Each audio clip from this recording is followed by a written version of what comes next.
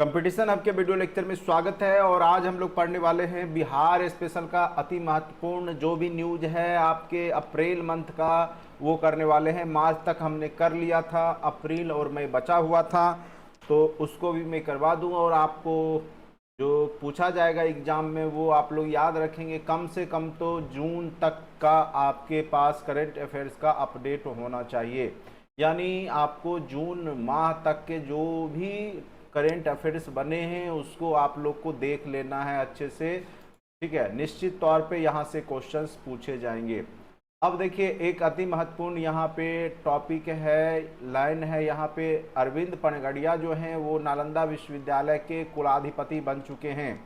ये क्वेश्चन पूछा जा सकता है कि वर्तमान में नालंदा जो विश्वविद्यालय है उसके कुलाधिपति कौन है, तो अरविंद पनगड़िया, याद रखिएगा। ठीक है, और ये क्या है, देखिए एक अर्थशास्त्री हैं। यहाँ पे देखिए 29 अप्रैल 2023 को भारत सरकार द्वारा प्रसिद्ध अर्थशास्त्री अरविंद पनगड़िया को बिहार नालंदा जिले में स्थित प्रसिद्ध जो नालंदा विश्वविद्यालय है उसका कुलाधिपति नियुक्त कर दिया गया है। ठीक है, तो अति महत्वपूर्ण है।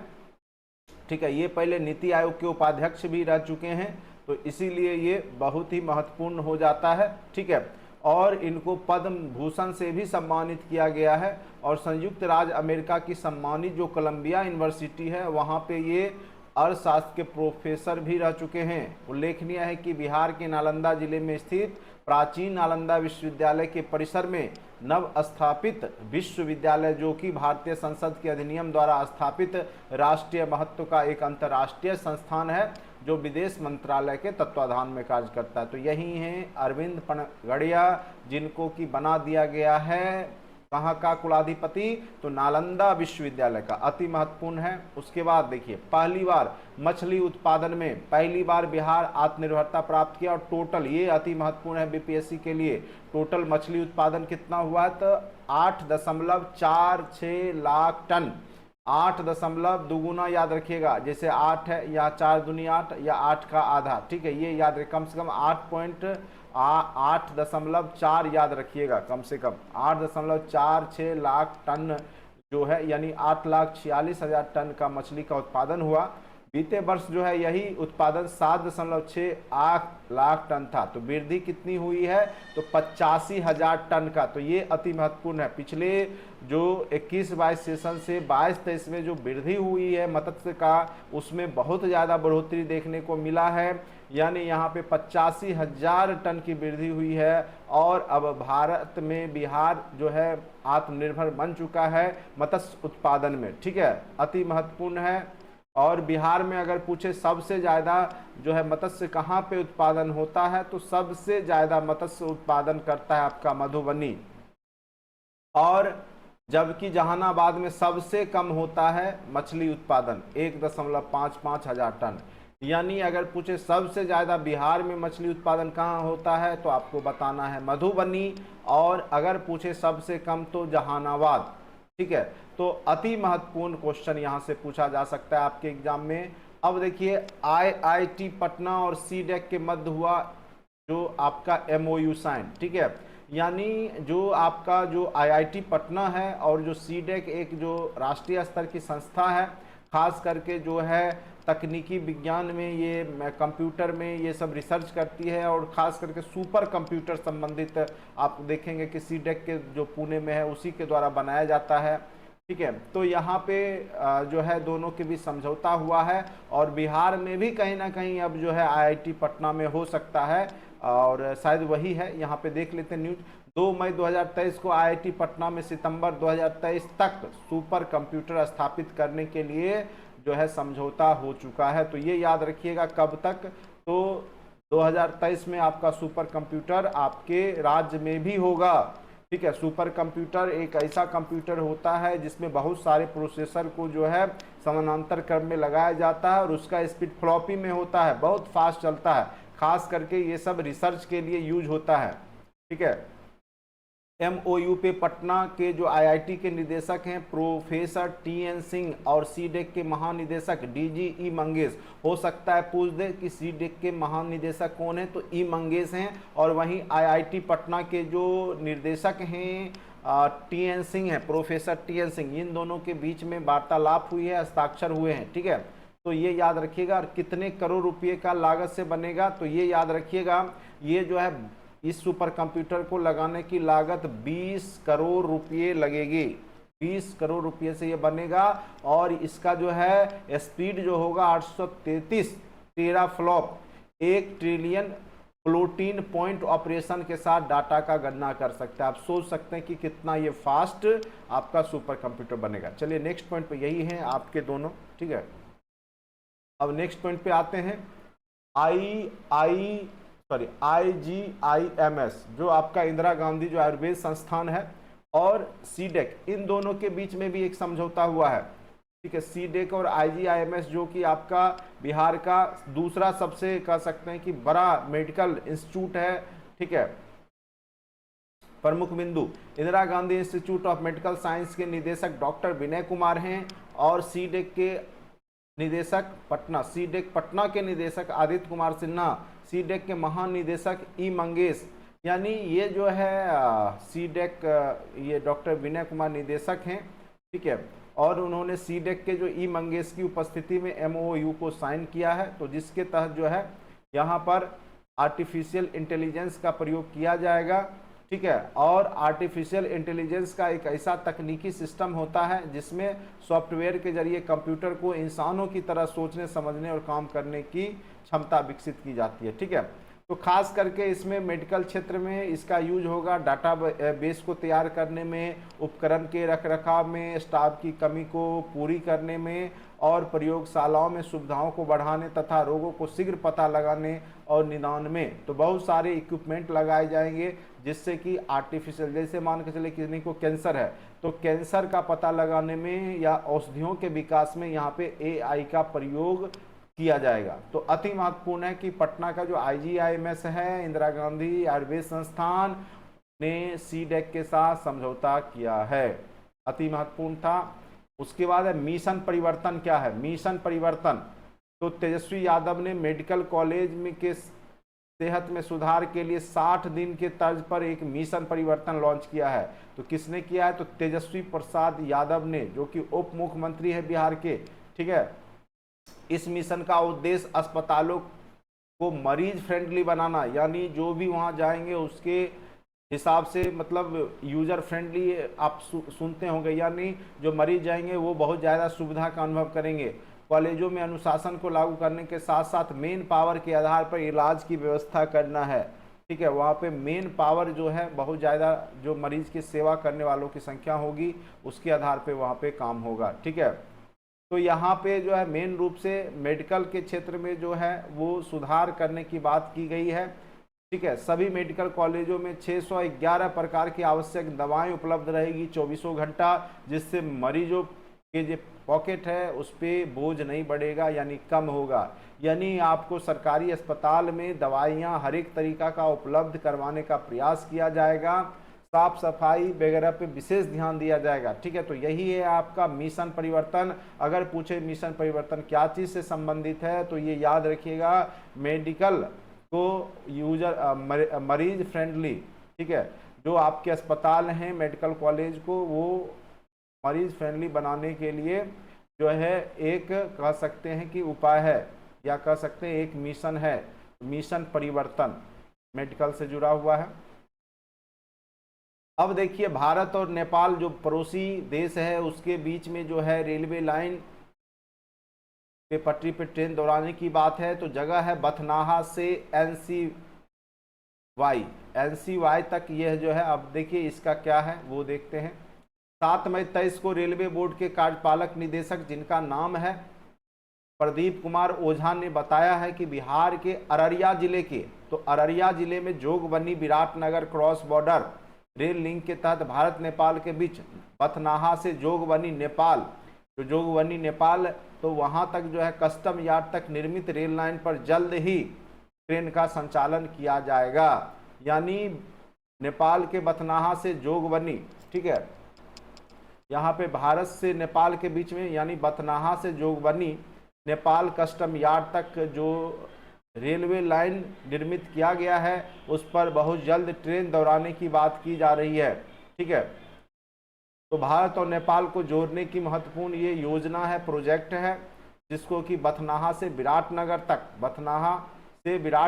तक रेल लाइन का निर्माण और इरकॉन कंपनी के द्वारा किया गया है।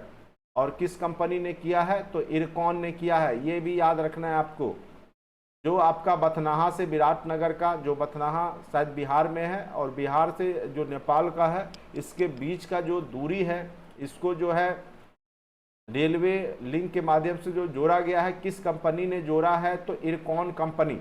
रेल लाइन निर्माण कार्य में लगी इरकॉन द्वारा बथनाहा से नेपाल कस्टम यार्ड तक के कार्य को पूरा कर लिया गया है। तो अति महत्वपूर्ण है ये यहाँ पे। तो कहाँ से कहाँ? तो बथनाहा से जो आपका विराटनगर है वहाँ नेपाल।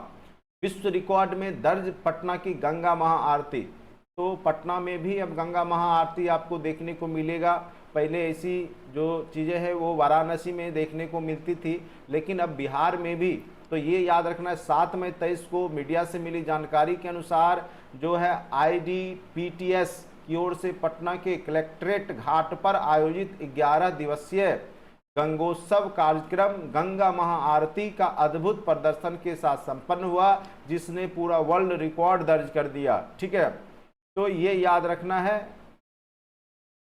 तो इस आरती में विशेष रूप से क्या होता है? हिंदी, संस्कृत और रसियन भाषा में सजाया गया था। वहीं भारत की सप्त नदियों के पौराणिक, आध्यात्मिक और भौगोलिक पक्ष के दिव्य दर्शन आरती के माध्यम से दर्शकों को सुगमता से पहुंचाया गया था। ठीक है, तो अति महत्वपूर्ण है।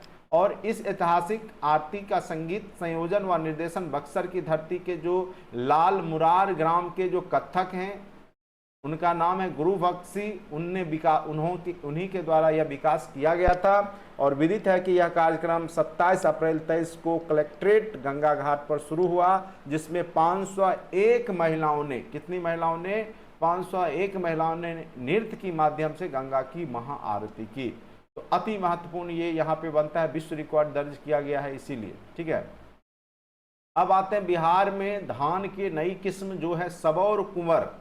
एक बिहार ने एक नया धान का किस्म बनाया है जो कि बहुत ही कम पानी में, यानी 25% कम पानी में, बहुत कम पानी और बहुत कम खाद में, यानी 25% तक कम खाद में ही यह जो है उपज अच्छा देगा। तो बिहार ने किसका? तो चावल का एक किस्म विकसित किया है। और बिहार में उसमें भी भागलपुर जो सबौर है कृषि कॉलेज, वहीं पे यह विकसित किया गया है। अति महत्वपूर्ण क्वेश्चन है। ठीक है, इसकी विशेषता क्या है? कम पानी में होगा, 25% तक कम खाद, यानी जो यूरिया वगैरह देते हैं वो 25% तक कम लगेगा। और पानी भी जो है कम ही पानी में आपका तैयार हो जाएगा और 110 से 115 दिन में ही तैयार हो जाएगा यह। ठीक है, तो ये अपने आप पे एक बहुत बड़ी उपलब्धि है। बिहार के जो कृषि वैज्ञानिक हैं उनके द्वारा धान के इस किस्म का औसत उत्पादन 55 से 60 क्विंटल प्रति हेक्टेयर है, जबकि अधिकतम 87 क्विंटल तक है। इसमें पौधों की लंबाई 100 से 105 सेंटीमीटर तक होगी। और यह किस्म जीवाणु, झुलसा, अंगमारी, झोंका, कड़वा रोग प्रतिरोधी है, यानी इसको इस तरह का जो फसल में जो बीमारियां होती है धान के फसल में वो नहीं होगा। तना छेदक, भूर कीट और पत्ती लपेटक के प्रति सहनशील है ये। ठीक है, और इससे बिहार और दक्षिण बिहार के मध्य जो जिला जो खास करके चावल उत्पादन करते हैं, बक्सर, रोहतास, भोजपुर, औरंगाबाद, लखीसराय, बेगूसराय, समस्तीपुर, भागलपुर, बांका, तो वहाँ के किसानों को बहुत ज़्यादा फायदा मिलने वाला है। तो मेन रूप से यहाँ का एक महत्वपूर्ण पॉइंट बनता है कि बिहार में धान के नए किस्म जो आए हैं उसका क्या नाम है? तो सबौर कुंवर, याद रखिए। मध्य प्रदेश के तर्ज पर बिहार में भी जमीन की रजिस्ट्री में अब आधार कार्ड अनिवार्य होगा, यानी आप जब जमीन का रजिस्ट्रेशन करवाइएगा तो उसमें भी अब आपका जमीन की रजिस्ट्री में आधार अनिवार्य कर दिया गया है। ठीक है, मध्य प्रदेश की तर्ज पर अब जमीन और मकान के खरीदने बेचने पर जो आधार कार्ड है उसका ऑथेंटिकेशन अनिवार्य होगा। अगर आपका आधार है तभी हो पाएगा, नहीं तो नहीं होगा। इस संबंध में राज्य मद्य निषेध उत्पादन निबंधन विभाग के अपर मुख्य सचिव के पाठक ने आदेश जारी किया है। ठीक है, अब तो शिक्षा विभाग में आ गए के पाठक, जिधर जाते हैं उधर खलबली मचा देते हैं।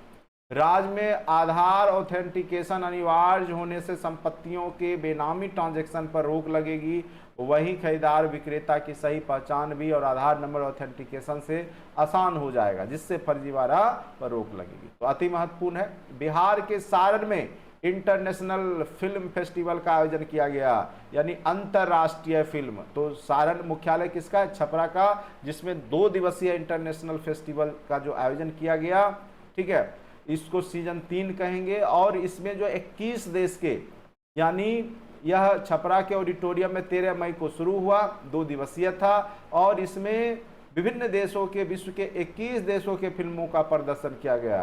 देश में जैसे आपका इटली हो गया, फिलीपींस हो गया, तुर्की हो गया, भारत हो गया, अमेरिका हो गया, ऑस्ट्रेलिया, अफगानिस्तान, उज्बेकिस्तान, ठीक है, जिसकी डॉक्यूमेंट्री फिल्में और शॉर्ट फिल्मों का भी प्रदर्शन किया गया, ठीक है। तो ये अति महत्वपूर्ण है कि कहाँ पे किया गया, ये पूछ सकता है। तो ये चूंकि अंतर्राष्ट्रीय स्तर का जो है ये फिल्म फेयर है, तो इसीलिए ये पूछने की संभावना रहेगी, ठीक है। तो याद रखिएगा सारण छपरा।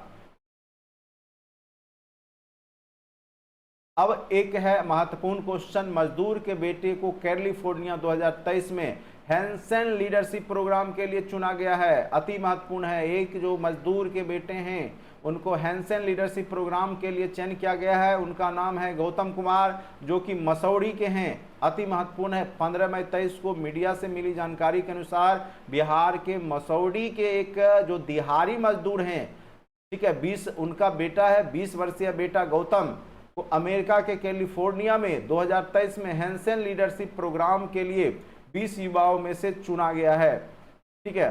ये क्या करेंगे वो देखिए।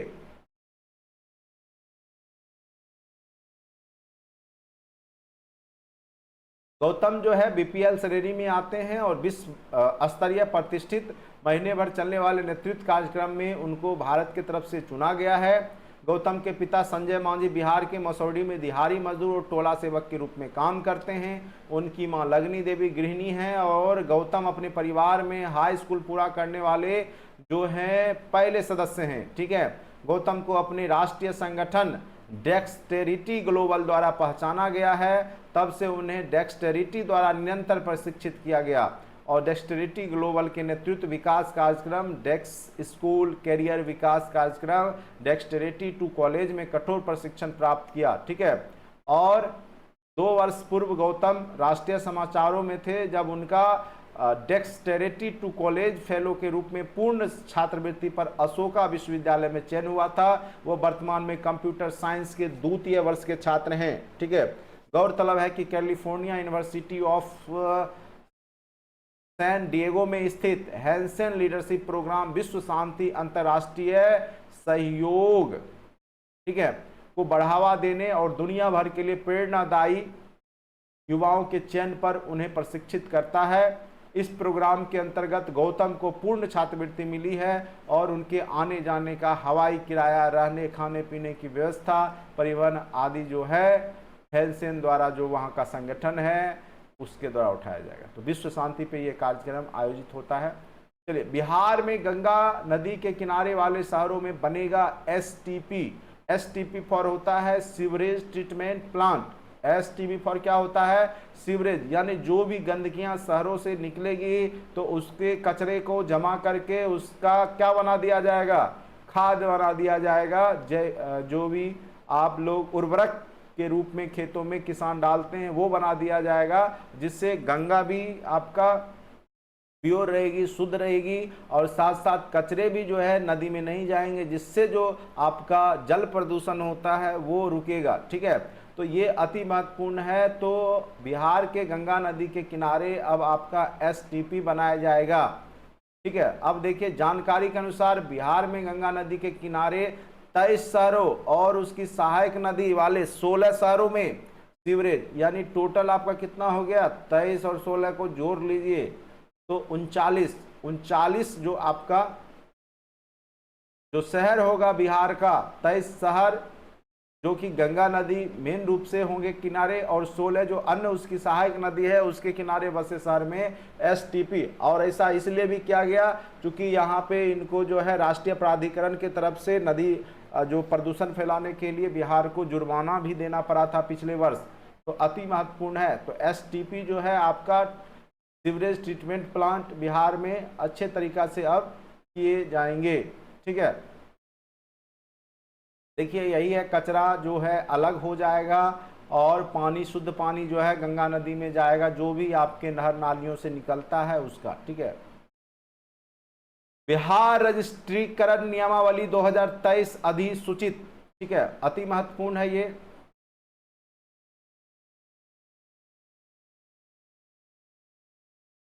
चर्चा में क्यों? 22 मई 23 को बिहार मद्य निषेध उत्पादन एवं निबंधन विभाग के सचिव सह निबंधन आयुक्त विनोद सिंह गुंजियाल ने बताया कि मद्य निषेध उत्पाद एवं निबंधन विभाग ने कैबिनेट में मंजूर बिहार रजिस्ट्रीकरण नियमावली 23 को अधिसूचित कर दिया है। ठीक है, अब सूबे के निबंधन कार्यालयों में विभाग द्वारा अनुमोदित मॉडल डीड के प्रारूप के टंकित प्रति पर ही दस्तावेज का निबंधन स्वीकृत किया जाएगा। मॉडल डीड के माध्यम से पक्षकार द्वारा बिना किसी बाहरी सहयोग के दस्तावेजों का निबंधन कराया जा सकता है। ठीक है, अब आते हैं, नेक्स्ट है, देश में सीबीडीसी का इस्तेमाल करने वाला पहला नगर निगम बना पटना। अब कहिएगा कि सीबीडीसी क्या होता है, तो इसको बोलते हैं सेंट्रल बैंक डिजिटल करेंसी, यानी जो आपका आरबीआई के द्वारा जो है भारतीय जो मुद्रा जारी किया गया है, ई करेंसी, उसका प्रयोग करने वाला। ठीक है, पहला नगर निगम बन चुका है कौन सा, तो देश में पहला नगर निगम बन चुका है पटना, जो कि सीबीडीसी का, सेंट्रल बैंक डिजिटल करेंसी का इस्तेमाल करेगा। अति महत्वपूर्ण क्वेश्चन है, देखिए यहाँ क्या लिखा हुआ है। 23 मई 2023 को मीडिया से मिली जानकारी के अनुसार पटना नगर निगम के महापौर, उप महापौर, नगर आयुक्त भारतीय रिजर्व बैंक द्वारा निर्मित डिजिटल करेंसी ई रुपये का शुभारंभ किया, जिससे अब इस डिजिटल करेंसी का उपयोग संपूर्ण पटना नगर निगम के क्षेत्र में किया जाएगा। यानी ई करेंसी जो है भारतीय रुपये का, उसका प्रयोग करने वाला आधिकारिक रूप से जो है आपका पटना नगर निगम बन चुका है। ठीक है, बिहार के हर पंचायत में लगेगा फूड प्रोसेसिंग यूनिट। अब कहिएगा फूड प्रोसेसिंग यूनिट क्या होता है, तो जैसे आपके साग सब्जी जो भी होते हैं उसको, जैसे टमाटर है, आलू है, प्याज है, या जो भी आप सब्जी उपजाते हैं या फल उपजाते हैं, तो वहाँ पे आप रख सकते हैं और उसको जैसे आप तरह तरह के फूड में भी बदल करके उसको बेचा जा सकता है। यानी किसानों को एक उचित मूल्य मिले और जो है जो फसल या फल फ्रूट्स जो है वो नष्ट ना हो, लंबे समय तक टिके, इसके लिए आपका फूड प्रोसेसिंग यूनिट लगाए जाते हैं। 22 मई 23 को बिहार उद्योग विभाग के निदेशक पंकज दीक्षित, ये पूछ सकता है बिहार उद्योग विभाग के जो निदेशक हैं उनका नाम क्या है, तो पंकज दीक्षित ने बताया है कि सभी राज्य के जो भी पंचायत हैं, 8,387 पंचायत, उस सब में प्रधानमंत्री सूक्ष्म खाद्य उद्योग उन्नयन योजना के तहत खाद्य प्रसंस्करण उद्योग लगाने की योजना का काम शुरू हो चुका है। उद्योग विभाग ने जिला उद्योग केंद्र के महाप्रबंधक को इसकी जिम्मेदारी दे दी है। ठीक है, इससे बड़े स्तर पे जो है रोजगार का भी क्रिएशन होगा, युवाओं को रोजगार भी मिलेगा उसके तहत, और आपके फसल या फ्रूट्स फल ये सब जो है नष्ट होने से बचेंगे। बिहार के समीर पांडे ऑस्ट्रेलिया के मेयर पद को हासिल करने वाले प्रथम भारतीय बन चुके हैं। और कहाँ के हैं समीर पांडे, तो बिहार के। तो बिहार के लोगों के लिए गौरव की बात है कि बिहार के समीर पांडे जो हैं ऑस्ट्रेलिया में, कहाँ पर, तो ऑस्ट्रेलिया में मेयर का पद हासिल कर चुके हैं और प्रथम भारतीय हैं। ठीक है, 22 मई 2023 को ऑस्ट्रेलिया के Sydney city of Parramatta council में भारतीय मूल के जो बिहार के हैं खास करके पार्षद, उनका नाम है समीर पांडे, को पैरामाटा शहर का लॉर्ड मेयर चुन लिया गया है। समीर इस पद को हासिल करने वाले भारतीय मूल के पहले व्यक्ति हैं। समीर पांडे का चुनाव भारत के प्रधानमंत्री नरेंद्र मोदी के ऑस्ट्रेलिया की यात्रा के साथ हुआ। ऑस्ट्रेलिया के प्रधानमंत्री एंथनी, क्या नाम है, ऑस्ट्रेलिया के प्रधानमंत्री एंथनी अल्बनीज ने प्रधानमंत्री नरेंद्र मोदी को समीर पांडे के पहले भारतीय मूल के रूप में मेयर चुने जाने की जानकारी दी थी, जो कि अति महत्वपूर्ण है। चलिए अब नेक्स्ट आते हैं, नेशनल वाटर अवार्ड में तीसरे स्थान पे रहा बिहार। तो अपने आप में बिहार के लिए भी गौरव की बात है कि पूरे भारत में बिहार ने तीसरा स्थान लाया है नेशनल वाटर अवार्ड में। यानी केंद्रीय जल शक्ति मंत्रालय ने वाटर अवार्ड 2022 में सर्वोत्तम राज्य श्रेणी में बिहार को तीसरे स्थान पर रखा है। क्यों? तो जल संरक्षण एवं जल संसाधनों के प्रबंधन के क्षेत्र में किए गए उत्तम प्रयास के लिए खास करके जल जीवन हरियाली मिशन को यहाँ पे सराहा गया। ठीक है, याद रखिएगा, जल संसाधन तथा सूचना एवं जनसंपर्क मंत्री हैं संजय कुमार झा, अति महत्वपूर्ण। ये कार्यक्रम 7 निश्चय में भी है। चलिए,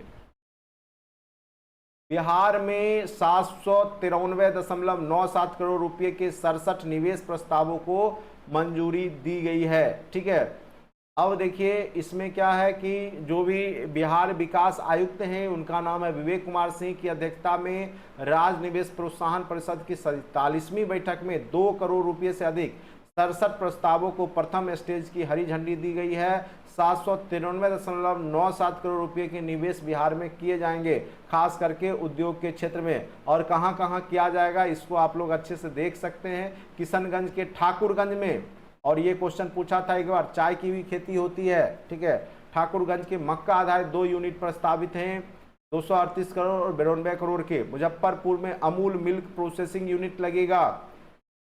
गया में टेक्सटाइल यूनिट लगेगा। मोतिहारी में रिसोर्ट एंड होटल में लगाए जाएंगे। सिवान के दाऊद नगर में होटल निर्माण के लिए लगेगा। पटना में प्लास्टिक एवं रबर सेक्टर की 2 यूनिट 32 करोड़ रुपए के निवेश के साथ होगी। तो प्लास्टिक एवं रबर सेक्टर। गया में हेल्थ केयर सेक्टर। भोजपुरी में एयर कूलर निर्माण यूनिट लगेगी। तो इस प्रकार विभिन्न प्रकार के जो है उद्योग धंधे बिहार में स्थापित होने की बात है। बिहार शिक्षा विभाग और 4 एनजीओ के माध्य होगा MOU, यानी बिहार का शिक्षा विभाग और जो एनजीओ है 4 एनजीओ।